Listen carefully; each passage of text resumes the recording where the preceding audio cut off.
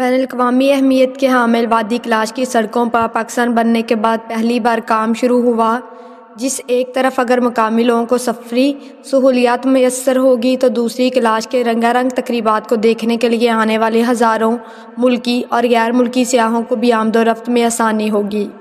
تفصیل گل حماد فاروقی کی رپورٹ میں۔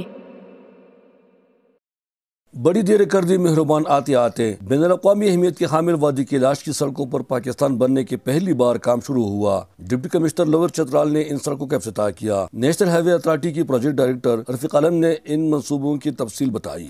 اس اسکیم کی ٹوٹل جو لینگتھ ہے وہ 46 کلومیٹر ہے، including all threes 3 valleys, Birir valley road اور رمبور ویلی روڈ اور بمبوریت ویلی روڈ۔ ان کا کہنا ہے کہ سڑک کی کل لمبائی 40 کلومیٹر اور چوڑائی 11 میٹر ہے، جس کے لیے NHA نے 4.6 ارب روپے کا فنڈ دیا ہے، جبکہ سڑک میں آنے والی زمین کے مالکان کو صوبائی حکومت ادائیگی کرے گی۔ ڈی سی چترال کا کہنا ہے کہ ان سڑکوں کی تعمیر سے سیاحت بھی فروغ پائے گی۔ اس کا ایک ڈسٹنکٹیو نیچر ہے، بالکل ہیریٹیج ہے ہماری پاکستان کے لیے۔ It's is image building and projection, اور پاکستان کا جو سافٹ امیج ہے دنیا میں، اکانومی کے ساتھ ساتھ وہ بھی بڑھے گا۔ ان سڑکوں کی تعمیر پر مقامی لوگ بھی نہایت خوش ہیں۔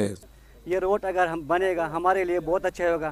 عید کے دن ہمارے یہاں سے بمبریت کو 9 گھنٹے میں پہنچ جاتے ہیں۔ وادی رمبور، وادی بریر اور وادی بمبریت کے ہزاروں لوگ سڑک کی خراب حالت کی وجہ سے نہایت مشکلات سے دوچار تھے۔ اب یہ سڑک NHA کو حوالہ ہوا ہے، جس کی تعمیر پر عملی طور پر کام کا آغاز کر دیا گیا اور 2 سال میں یہ مکمل ہوگا۔ علاقے کے لوگوں نے NHA کی اس اقدام کو نہایت سراہا۔ سڑک کی تعمیر سے اگر ایک طرف 2000 لوگوں کو روزگار ملے گی تو دوسری طرف ان پسماندہ وادیوں میں رہنے والوں کا رابطہ بھی ملک بھر سے بحال ہوگا۔ یہ سڑک ان پسماندہ وادیوں کی تعمیر میں سنگ میل ثابت ہوگا۔ گل حماد فاروقی، چترال۔